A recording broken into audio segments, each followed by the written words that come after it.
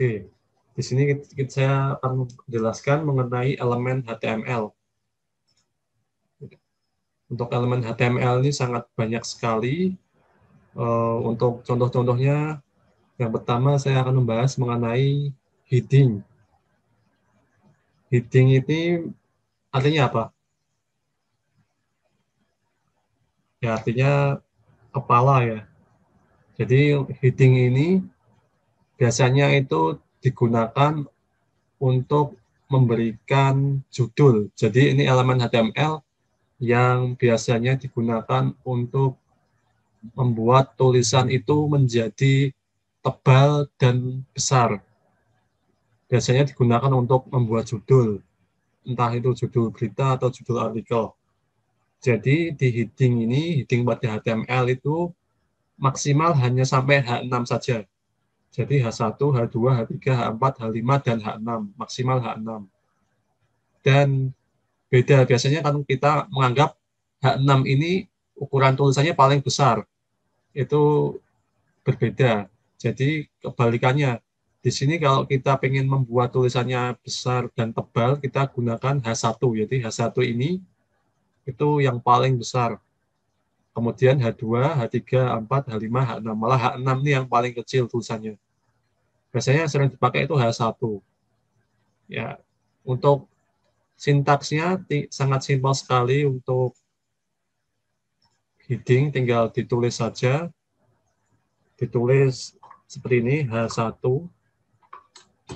Nanti isinya apa kabar misalkan. Apa kabar. Tambahi slash H1. Ya, seperti ini.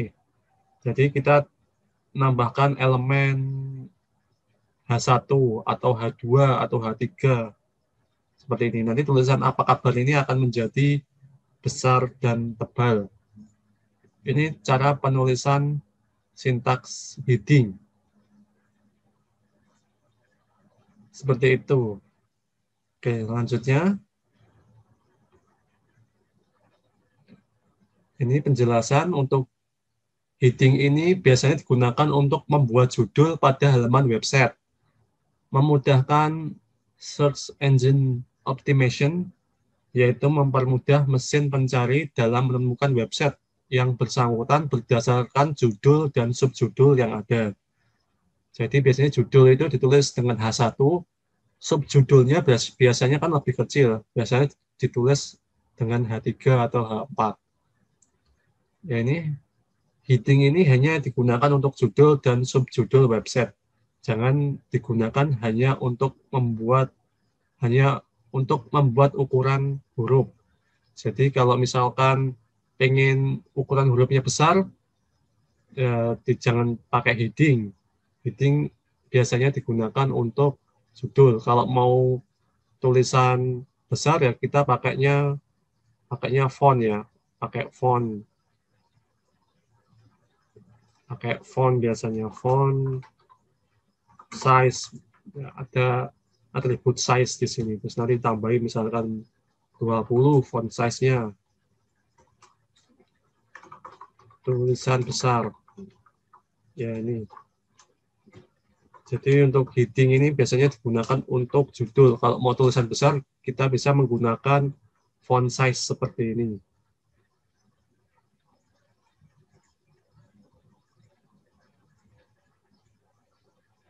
Oke, itu untuk penjelasan heading. Selanjutnya kita beralih ke list. List itu artinya daftar kalau dalam bahasa Indonesia. Tujuan list adalah untuk membuat urutan, membuat daftar urutan. List ada dua, ada yang namanya ordered list atau list yang urut, seperti ini contohnya 1, 2, 3, 4, ini kan urut ya. Terus ada yang namanya unordered list atau list yang tidak terurut. Contohnya yang tidak terurut itu bisa pakai dot seperti ini, dot, terus pakai asterik, pakai circle, pakai square, ya seperti itu. Kalau yang ordered atau yang terurut itu 1, 2, 3, A, B, C, D, dan seterusnya, itu yang ordered list atau list terurut. Terus nanti ada list tidak terurut, contohnya ini yang square. Ini list yang terurut digunakan untuk membuat list dengan urutan yang diperhatikan. Atribut type untuk menentukan nilai urutan, contoh A untuk alfabet. Ini untuk alfabet kecil ya, A kecil, ini A besar. Romawi juga bisa, Romawi kecil, Romawi besar juga bisa. Jadi untuk intinya kalau untuk ordered list itu digunakan untuk membuat daftar yang terurut, yang urut, yang kita harus menentukan skala prioritasnya. Misalkan untuk mengurutkan nama mahasiswa yang mulai dari abjad A, ya, kita bisa mulai dari 1, mesti tulisannya mesti yang abjadnya A, Avandi misalkan, terus sampai seterusnya sampai yang abjadnya Z. Ya, itu untuk mengurutkan daftar. Yang ordered list ini yang terurut. Nah, ini contohnya kalau kita menggunakan ordered list, ini prakteknya ya, prakteknya kita menggunakan OL. Ya, OL seperti ini, OL. OL ini kependekan dari ordered list. Ya, terus untuk menambahkan listnya ini pakai LI ya. LI, LI, LI, LI, seperti ini. Jangan lupa nanti ditutup. Ada slash LI. Ini OL, slash OL. OL, slash OL, LI. Ya. Ini kalau misalkan kita tidak menambahkan type, contoh yang di atas kan ini tidak menambahkan type ya. Ini secara default dia akan memberikan urutannya itu dalam bentuk angka 1, 2, 3, 4 seperti ini. Tapi kalau kita memberikan type, misalkan type-nya ini adalah A ya, A kecil, maka dia akan memberikan tipenya A kecil. Kalau misalkan kita memberikan type-nya itu Romawi, I, nanti dia juga akan mengikuti I. Kalau kita memberikan type-nya itu huruf besar, A besar misalkan, nanti dia urutannya juga A besar. Jadi di sini kita sudah belajar bagaimana untuk membuat ordered list, pakainya elemen OL, pakai sintak OL ini. Kemudian kalau kita misalkan ingin mengubah type-nya, kita bisa tambahkan type seperti ini. Seperti itu untuk ordered list. Terus yang unordered list itu digunakan untuk membuat list dengan urutan yang tidak diperhatikan. Jadi bebas urutannya. Ya, ini sering kita gunakan saat presentasi ya. Ya, ini pakainya UL. Kalau misalkan tadi ordered list yang terurut itu dia pakainya O, ini pakainya UL. U ini artinya unordered list. Ya, ini LI seperti ini nanti akan menghasilkan seperti ini. Defaultnya itu dia bentuknya adalah circle hitam seperti ini, atau dot, atau lingkaran hitam seperti ini. Secara default kalau tidak ditambahkan type. Seperti itu. Nanti untuk type-nya ada banyak sekali, ada square, ada asterisk, ada pokoknya ada beberapa type untuk unordered list. Terus saya lanjutkan, ini untuk link. Ini untuk link, ada yang tahu link itu untuk apa?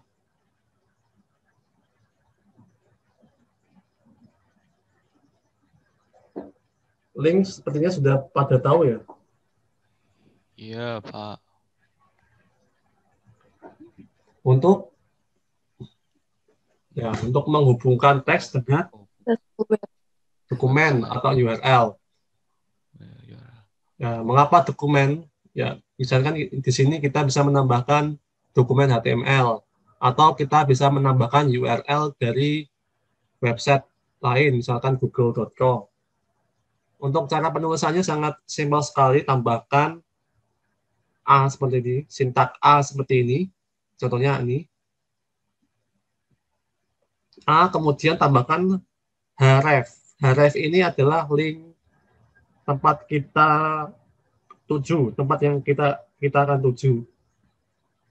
Jadi misalkan nanti klik untuk mengakses Google, ketika teks ini kita klik, dia akan menuju ke website Google.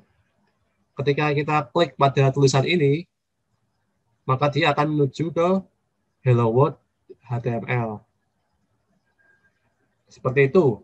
Jadi link ini digunakan untuk menghubungkan dengan teks atau file dokumen atau URL. Ya, ini harus menyertakan atribut href. Href terus sama dengan URL-nya mana. Kalau anak-anak sekarang sepertinya sudah familiar dengan link ini. Terus ada lagi yang namanya gambar.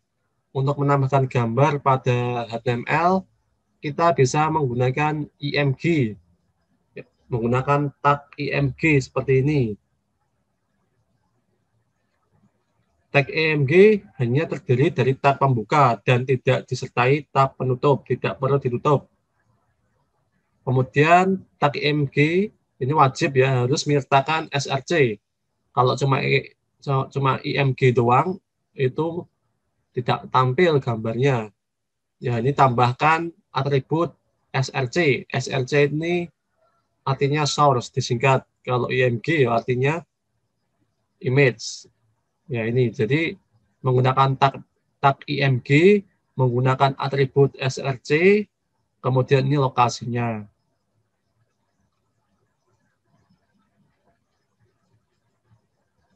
Dan jangan lupa pakai petik ya. Ketika kita menambahkan lokasi source-nya ini pakai petik. Lalu ada beberapa format teks. Ini ada banyak sekali. Saya mungkin kalian bisa cari-cari di Web3 School, ada banyak sekali untuk teks per format. Ini ada bold atau membuat tulisan tebal, itu pakainya tag B seperti ini. Terus ini untuk menampilkan teks yang dianggap penting itu menggunakan strong. Sebenarnya bold dan strong ini hampir sama-sama membuat tulisan tebal.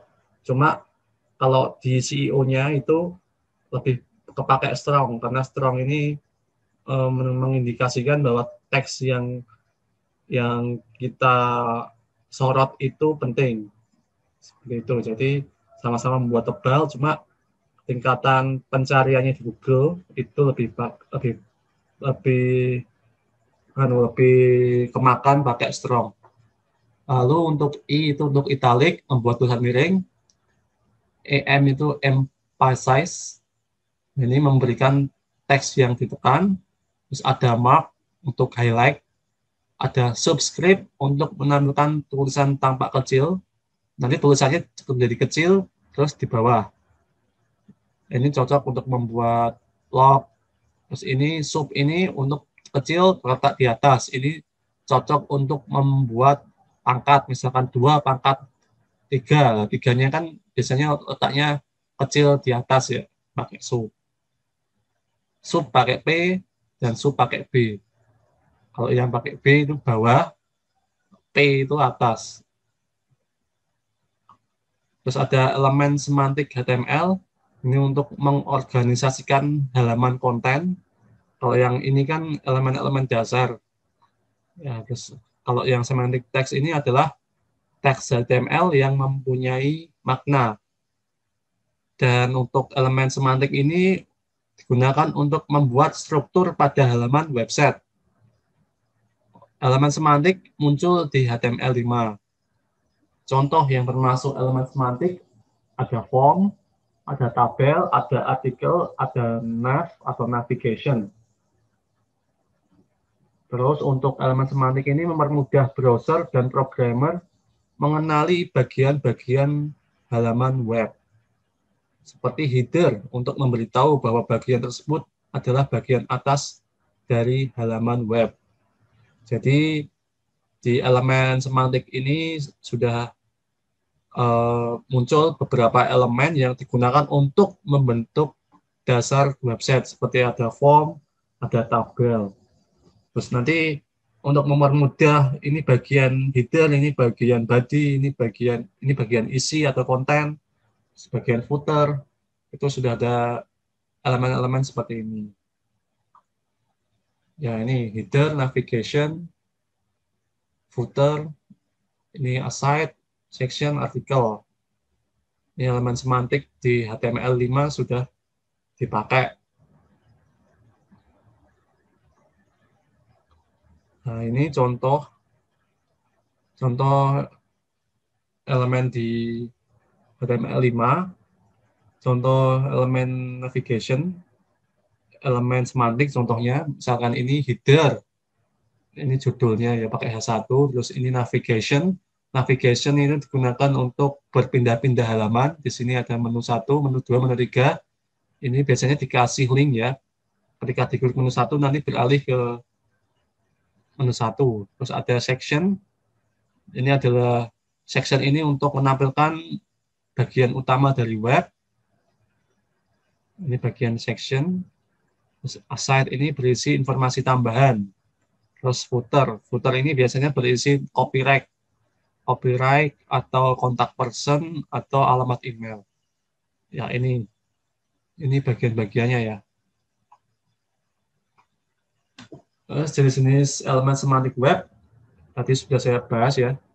Ada header, ada navigation, ada section, ada artikel, ada site, figure, tabel, dan form. Ya, seperti ini nanti dibaca sendiri saja ini. Ini prakteknya juga ada seperti ini. Nah, terus ada tabel. Untuk membuat tabel, kita menggunakan tag tabel.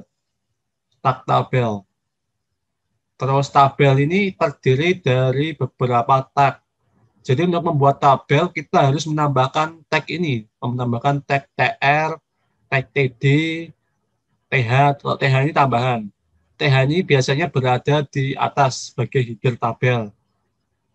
Ya, kita harus menambahkan elemen TR, TD kalau pengen membuat tabel. Nah, ini contohnya seperti ini. Yang tadi saya bahas tadi, TH ini biasanya di atas ini. Nah, ini TH ini digunakan untuk membuat judul dari tabel. Jadi nanti yang paling atas sendiri nanti tulisannya akan lebih tebal, kalau menggunakan TH. Ya, misalkan kalau kita pengen membuat tabel dengan ini 3 baris, berarti kita membuat TR-nya ada 3. Jadi kita menuliskan tab TR-nya ada 3. Berarti ini kan ada 3 baris. Terus terdiri dari 4 kolom. Jadi kita menuliskan TR-nya 3 kali. Di dalam setiap TR nanti ada TD-nya. Jadi TR, terus ada TD, ada TH1, kemudian TD.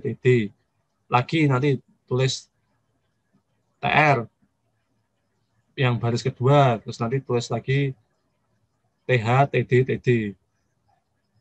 Ya, pokoknya seperti ini. Kalau TR ini untuk baris, TD ini untuk kolom, membuat kolom. TR ini panjangan dari tabel row. Row itu kan artinya baris. Kalau TD itu ya, tabel data untuk kolom. Nah, ini contohnya.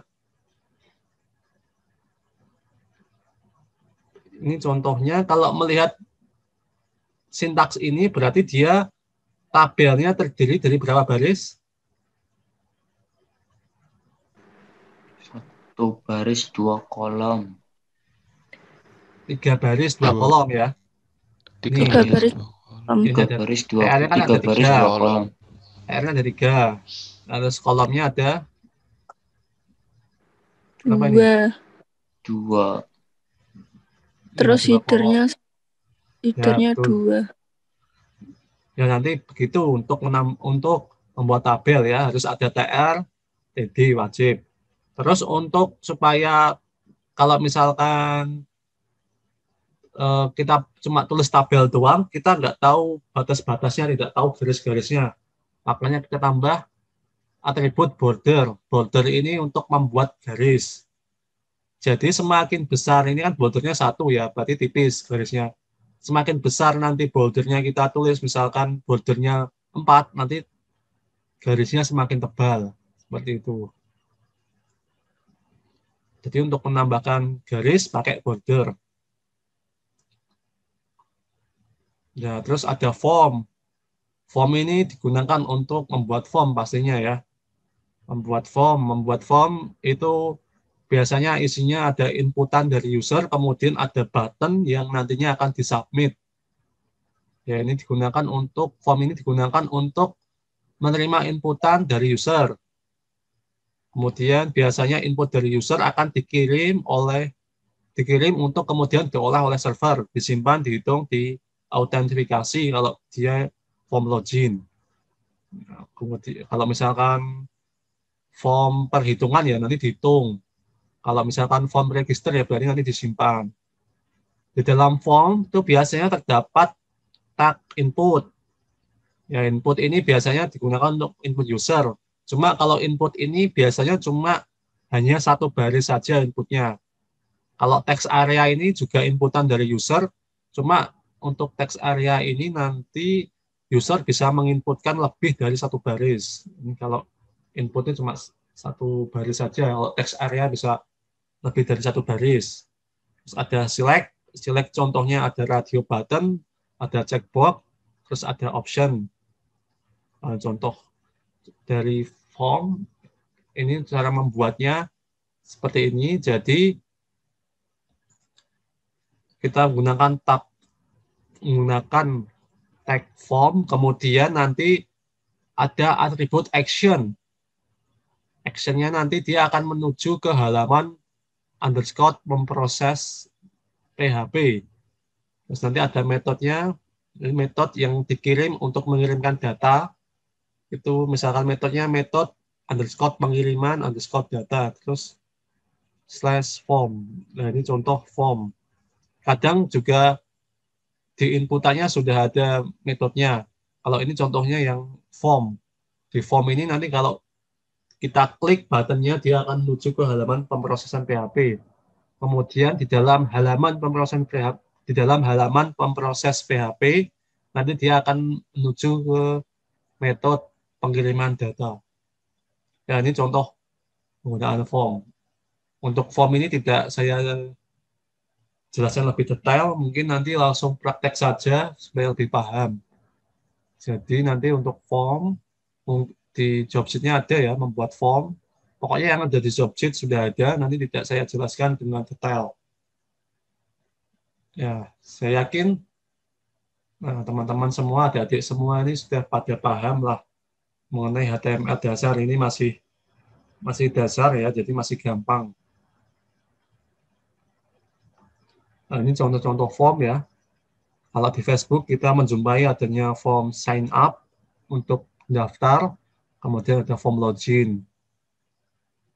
Kalau di email, membuat Gmail, ada form register seperti ini, form sign up seperti ini. Jadi untuk form sendiri itu stylenya beda-beda ya. Stylenya beda-beda tergantung nanti si developernya pengennya seperti apa ya. Kalau bisa sih membuat form itu yang bagus, yang tampilannya eye-catching, yang user friendly, yang dia bisa menyesuaikan layar dari layar monitor kita, bisa dibuka di HP, bisa tetap bagus tampilannya, dibuka di tablet bisa bagus juga tampilannya. Ya, sekarang kan untuk form-form kan bisa menggunakan Bootstrap. Kalau di HTML5 itu sudah bagus kok formnya. Sudah tampilannya sudah bagus, bisa menyesuaikan layar juga. Nah, ini contoh form. Ya, sudah selesai. Ini tempat saya cuma setengah jam saya mengajar ya. Sebenarnya ini untuk mata kuliah teori itu cuma satu SKS kalau di Politeknik itu 45 menit. Oke, mungkin sebelum saya cukupkan pertemuan kali ini, ada pertanyaan dari teman-teman semua mengenai HTML tadi. Kalau Bu Wikta belum masuk ya? Sudah, Sudah. Pak. Tapi kemarin Ya, itu nggak ngajar.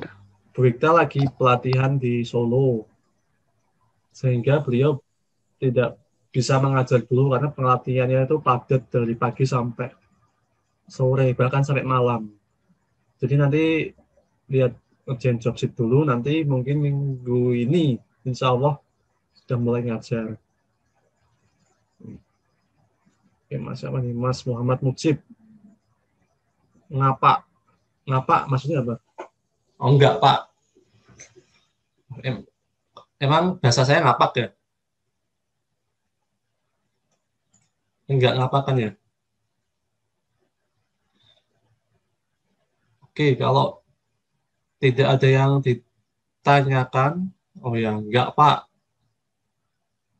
Kurang spasi. Nah, ini spasi itu penting, benar. Kalau tidak ada yang tanyakan, seperti biasa, ada tugas. Tugasnya adalah kalian membuat seperti inilah, tampilan seperti ini. Nanti di sini ada paragraf, terus ada tulisan tebal, terus ada tulisan yang dicoret seperti ini, terus ini ada apa ini, list, tapi list yang unordered list, terus nanti di sini ada tulisan yang turun seperti ini, itu pakai apa? Tadi sudah saya jelaskan. Terus nanti di sini tulisan miring. Terus di sini nanti buat tabel. Terus bagaimana caranya supaya nanti pengajarnya ini bisa merge. Ya, ini kan merge di merge. Kolomnya, barisnya digabung. Bagaimana caranya supaya barisnya ini digabung. Nanti kalian buat, terus simpan dengan nama tugas 2 HTML. Seperti biasa, tugasnya tidak dikumpulkan di El Nino dulu, disimpan di laptop atau PC kalian dulu. Dan ini untuk lebih detailnya, mengenai tugas, akan saya tunjukkan ya.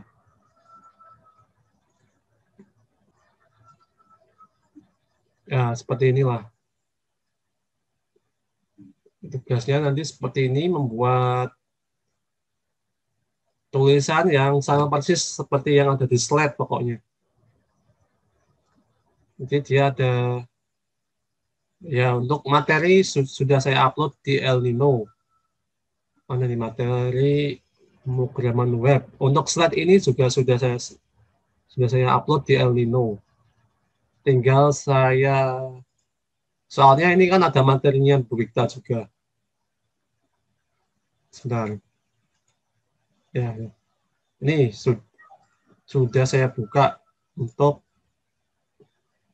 materi pertemuan kedua ini, bisa dilihat